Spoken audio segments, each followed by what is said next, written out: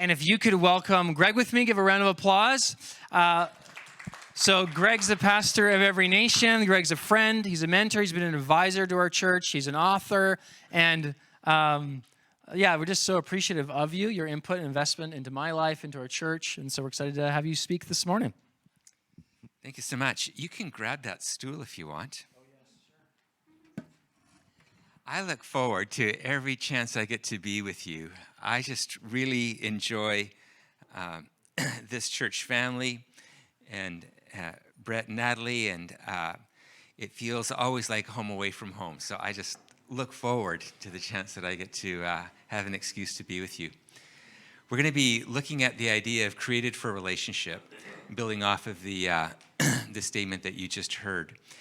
In a few minutes, I'm going to just say a few things. In a few minutes, we'll maybe have a bit of a Q&A. If you have any questions, that's a lot of fun. And also, if you're online and you have some questions or comments, you can put them in the chat, and we'll try to get to those as well. So, as you already saw, the the passage for this morning is Genesis 1:26 to 28. If we're to summarize what it means to be human, we're going to ask a few questions. What does it mean to be human? Who is God, and how do we reflect his nature? So those are our 3 points. So what does it mean to be human? A human being is somebody who reflects God's nature. It's just that simple. We're made in God's image. And what distinguishes us from the rest of creation is that fact, that we're made in the image of God. Now, the question that needs to be asked, so that's a nice thought, who is God? It's interesting what it says here in the passage. It says, let us make mankind in our image. God describes himself as an us and an our. Isn't that fascinating? Let us make man in our image. Scholars debate over what exactly is being said there, but it needs to be something about how God describes himself as an us. So flash forward in the New Testament, it becomes clear what that means, and that God is Trinitarian. Now, here's what I love about that. Here's the phrase that I think is a fascinating phrase, that God is relationship within himself. God is relationship within himself. He's one God in 3 persons. So no other God is relationship. If you look at monotheistic religions, they worship one God. You can't be loving by yourself. Love always requires relationship. So monotheistic gods, where there's only one, actually can't teach you about love in the way that the Christian God can. And then you have polytheistic religions, where there's many gods. Well, if you've noticed, in those religions, they're always arguing with one another. They never seem to really get along. So they can't really teach you about relationship. What is unique about God, the Christian God, is that he is relationship. He doesn't just talk about it or value it. The very essence of who he is one God in 3 persons. That makes the Christian God entirely unique from all other deities. Make sense? I think it's an absolutely profound thought. So then, how do we reflect his relational nature? What does it look like to reflect a God who is so deeply about love and relationship? Well, there's 3 things that are mentioned in this passage that we'll just go through briefly, and then maybe have a discussion about it. So what we notice here is that God created them. In the image of God, he created them. Male and female, he created them. So there's something about male and female that is the image of God.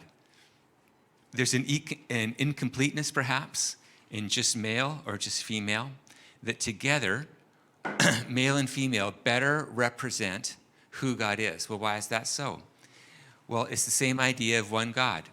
It's interesting when you go forward into chapter 2 of Genesis, God looks at Adam. Okay, so at this point, there's no fall, nobody's sinned, it's all been really great. And he looks at Adam and says it's not good for man to be alone. So you have Adam being in perfect harmony with God. There's no separation. It's going really, really well. And he looks, and he still says that Adam is alone. And so he says he makes a complement or a helper. What's the help with? Well, to not be alone, to have community. And only in community do we then reflect the nature of God. So in order to reflect God's nature, there needs to be more than one. There needs to be more than male or more than female. There needs to be male and female.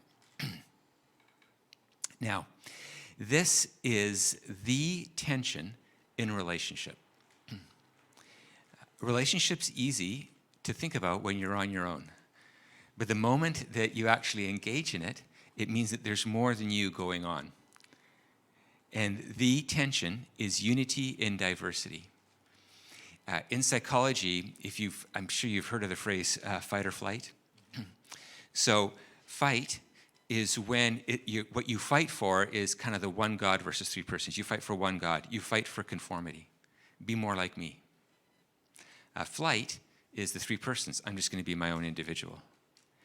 Every human relationship struggles with the idea of being one and being diverse in our personhood. It is the problem. And the way that it shows up is we either fight for control or we opt out of relationship. Other psychological terms are we enmesh, where we're just one, but we don't really have anything that's distinctive, or we disengage and we just go off and do our own thing. It's what we struggle with to be part of a church community. It's what we struggle with our friends, with our family of origin, is how do I thoroughly belong, yet still be a person in this? So I think I love the idea of partnership, and koinonia is one of my favorite words. Scholars say that just like we don't translate hallelujah into some English equivalent, they say that koinonia should be a word like that. It's so rich in meaning, it should just stay in the Greek. It's such a powerful word. And so what does that mean when you become part of a church community? Do you lose yourself? Now do you just have to submit to the governing authorities and lose your mind and just be submissive and obedient? Is that what it means? Oh, well, I hope not. But does it also mean that you just get to do your own thing and not think about anybody else and just use the church as a resource to build your own personal life? Well, I hope not as well. That deciding to be part of a church community is deciding to 100% engage, be one God, 100% engage. And in that engagement, you don't lose your personhood. You're still an individual, and that doesn't get lost. It just becomes what you contribute, is your own uniqueness and gifting and perspective. But that's not easy, is it? So when people struggle in relationship, they feel smothered, and then they pull away. But then they feel alone, and they try to come back in. As you know, we have lots of children. We have 11 kids. And right now, there's a few of our kids who are disengaged. It's just too hard to be part of the Mitchell family. And at the same time, we have 4 of our kids who have finally asked to be adopted. Super exciting. And so in our family, we're just working this through all the time. Suspicion of feeling controlled, yet also wanting to belong. It's a really tricky thing. But it's manifested in the idea of being male and female and understanding that we are better in diversity than simply being alone.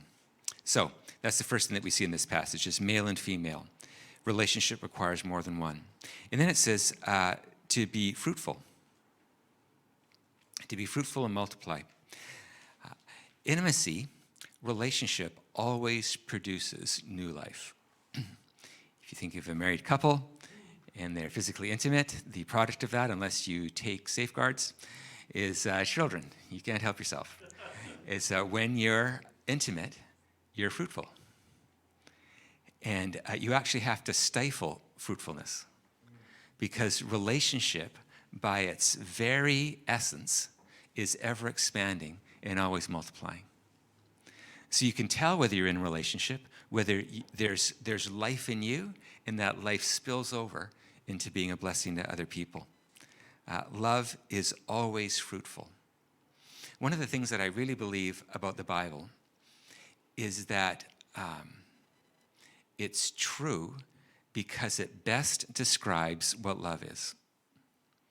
I think it's the truest definition of love. So right now in the world, people are vying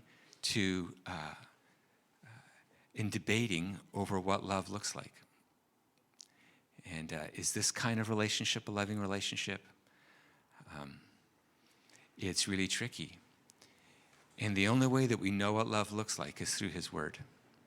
And as we grab hold of the love that God describes, the natural outflow of that is a fruitful, multiplying life. And I find that really helpful to know, because sometimes I don't know if I'm being very loving or not. But the way that I can tell if I'm loving is if the people around me are being blessed, if that love is multiplying itself and not just staying inside of me. So male and female, be fruitful. And now the last one is the one that I have struggled with over the years. It says, God blessed them and said to them, be fruitful, increase in number. Amen to that. And then fill the earth and subdue it. Rule over the fish in the sea and the birds in the sky and over every living creature that moves in the ground. So what does rulership have to do with love and relationship? Now, when we look at the context of Genesis chapter 1, everything that was created was given one command: reproduce after your own kind.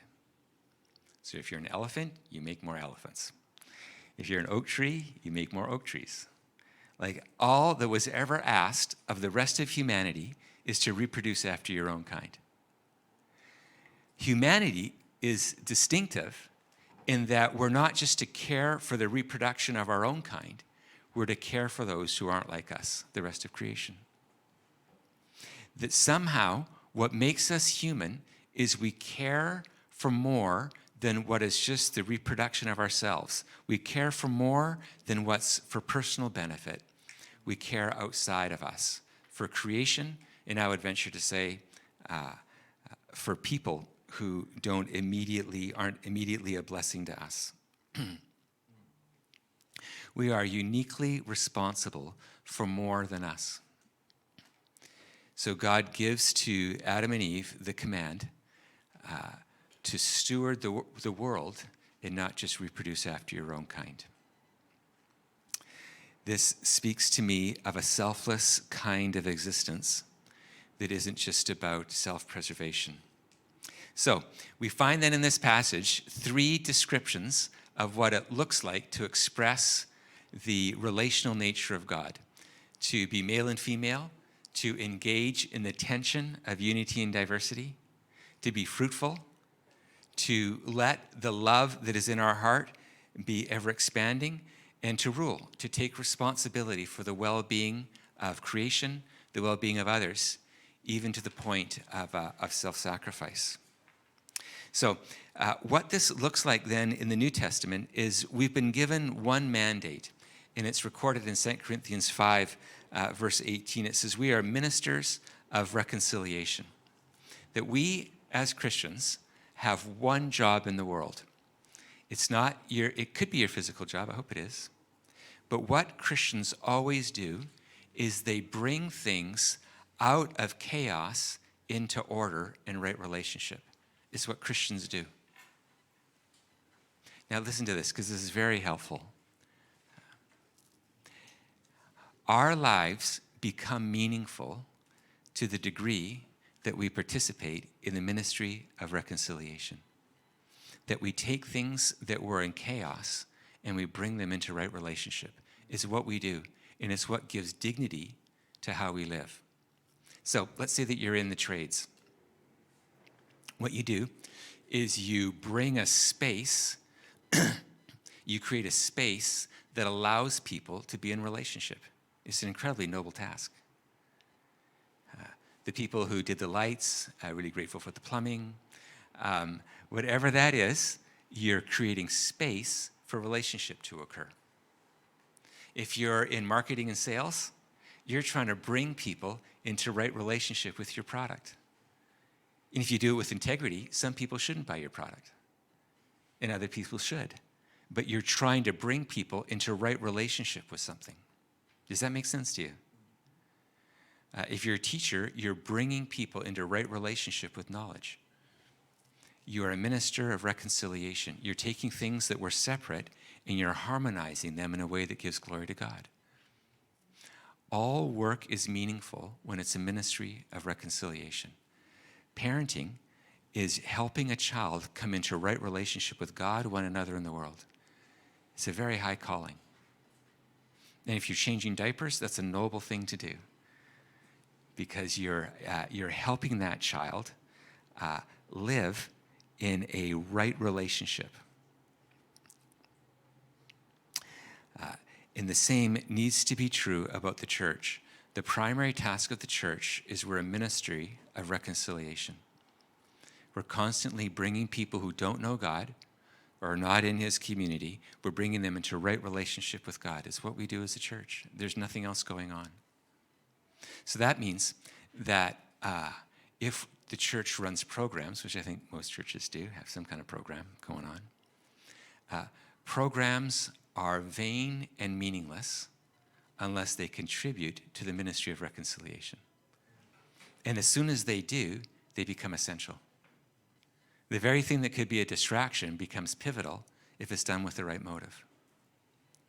So there's one criteria that we use in our church to talk about how our ministries are going. Are they connecting people to God, one another, in the world? If they are, they're useful programs. If they're not, they should be immediately scrapped or somehow redeemed. So I would venture to say then that our life purpose is not to figure out what our vocation is. If our life purpose was simply reduced to our work, then we would only have meaningful lives for 8 or 10 hours a day. But God wants to redeem our whole life. In the way that our whole life gets redeemed, if it's under the banner of reconciliation. Only then are we reflecting who God is, and only then are we being the church. So, what are your thoughts about that? This idea that relationship is the banner under which we exist, is what it looks like to reflect God. And what do you think about that idea? Questions or comments?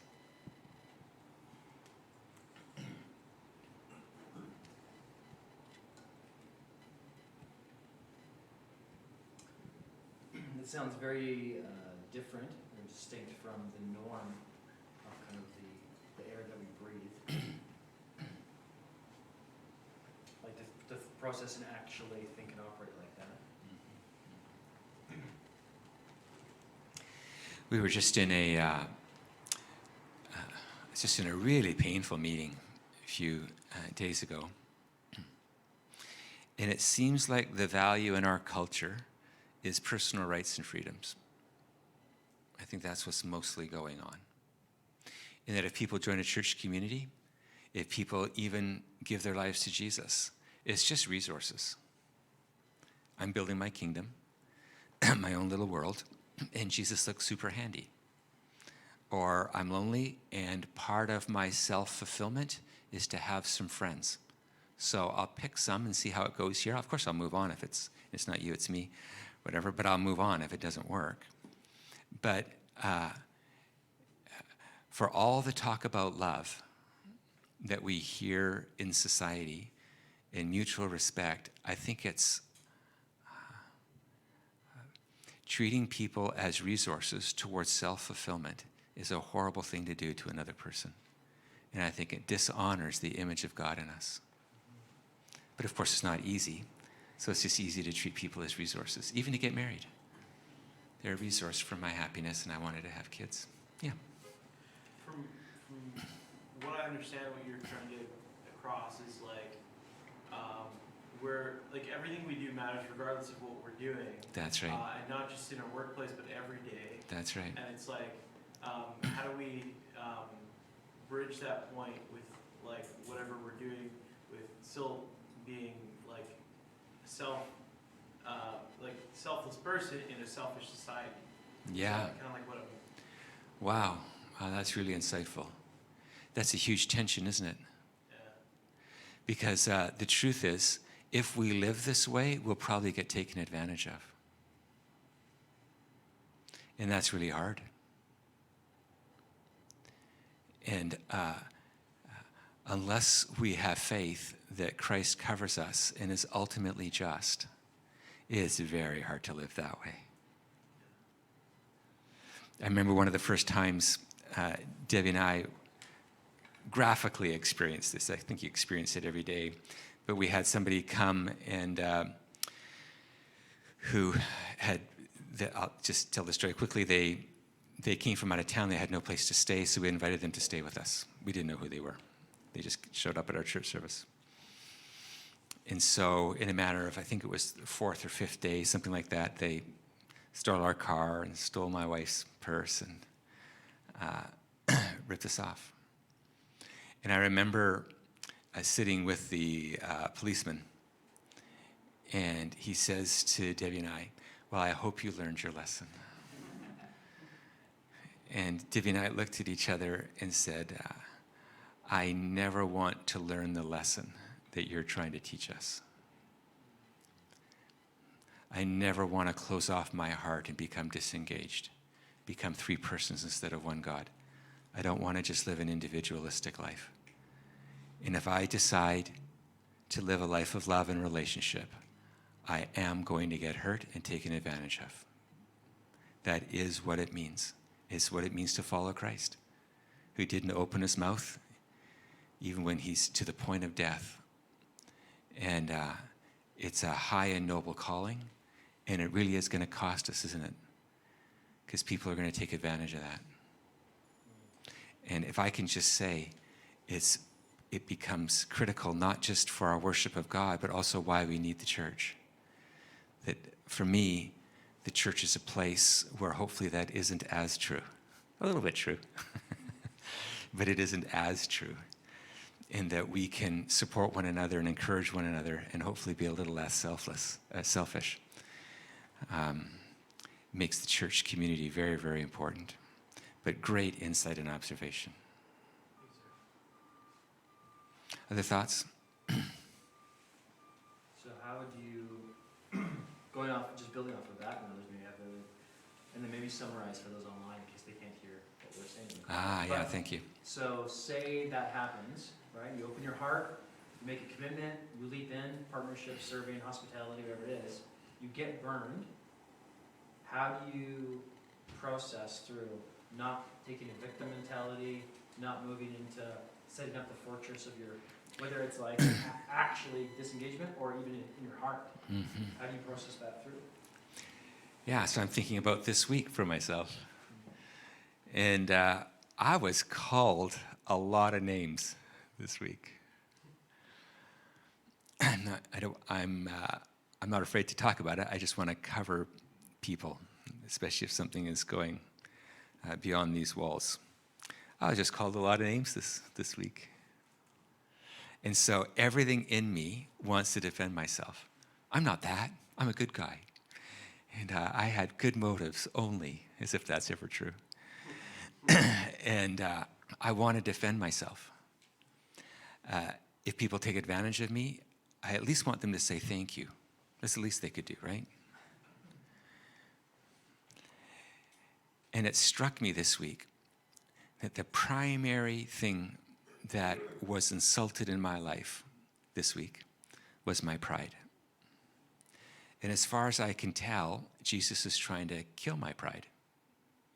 And so these people helped aid Jesus in the crucifixion of my pride this week. And I'm grateful to them for that. But if love isn't my motive, then being taken advantage of is a horrible thing. But if love is my motive, which is what we're talking about when you're talking, right? Love is our motive. It's not what we do, it's why we do it, right? If love is our motive, then when we're taken advantage of, we've just been helped.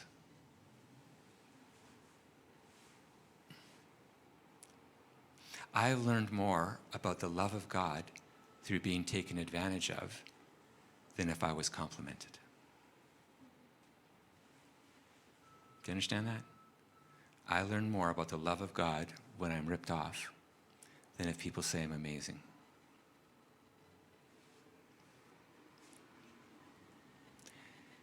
So if I'm never taken advantage of, I'm probably on the flight spectrum.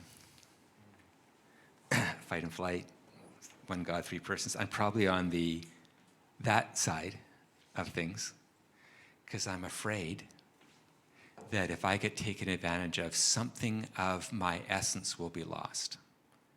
And I think the opposite is true. Something of my essence will be better revealed. But that's a hard journey for me, right?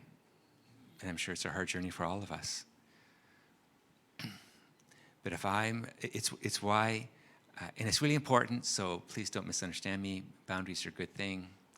But I never use boundary language in my vocabulary.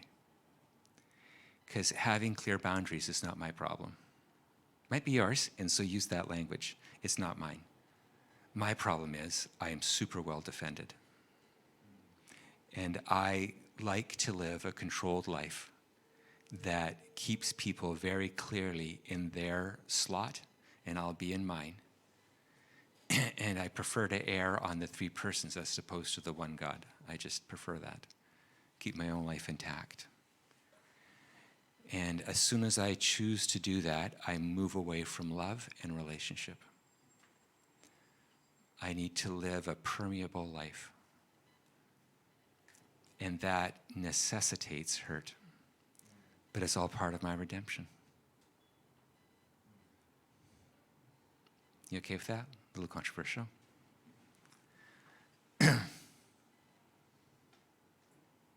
Other thoughts?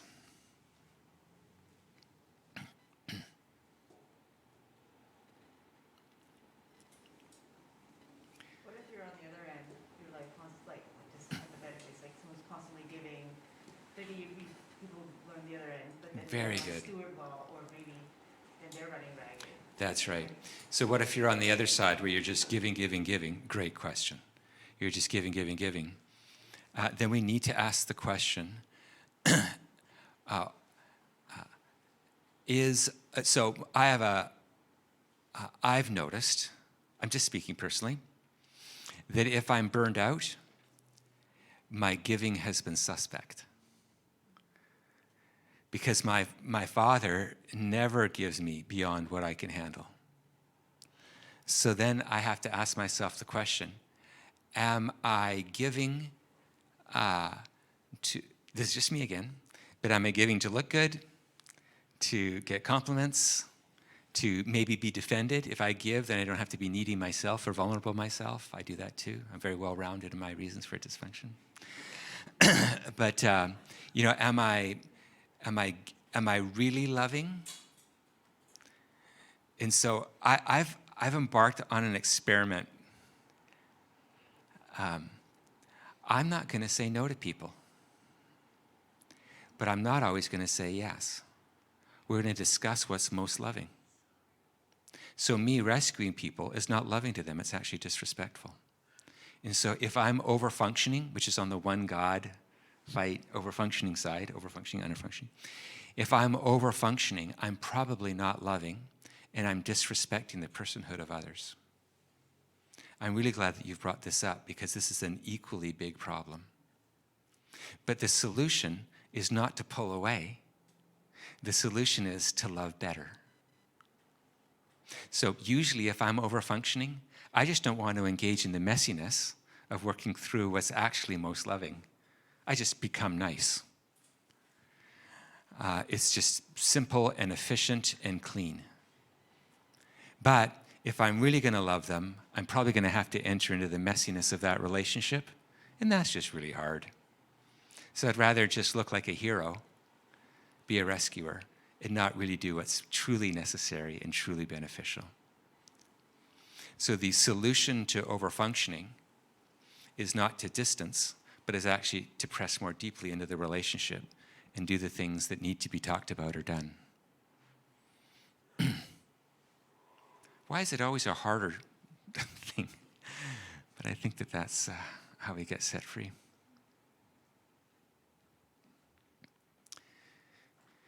Anything else?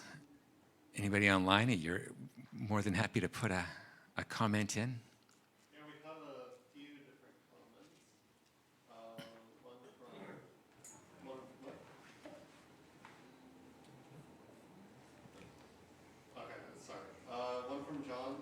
If we can't communicate, how can we get along? One from DDA. Let's do one at a time. Okay. So if we can't communicate, how do we get along? So usually, if people don't want to talk with us, they're usually hurt. So that's been my experience. If people don't want to talk to me, I've usually hurt them. And so there's something that needs to be done in the relationship before we can have meaningful conversation, which is usually going to be about me apologizing or listening to their point of view, even if it's going to be in an email or in perhaps a not great way that they communicate.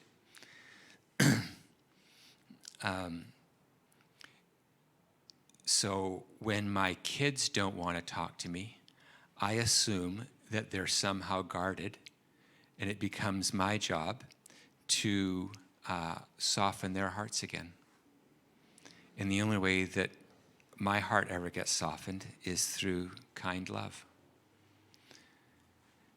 And so, again, if you notice that the solution is almost never going to be to pull away from a relationship. The solution is always going to be to press in more. But maybe not pressing in the way that I would want, where we would talk it all through and figure it out. It might just be absorbing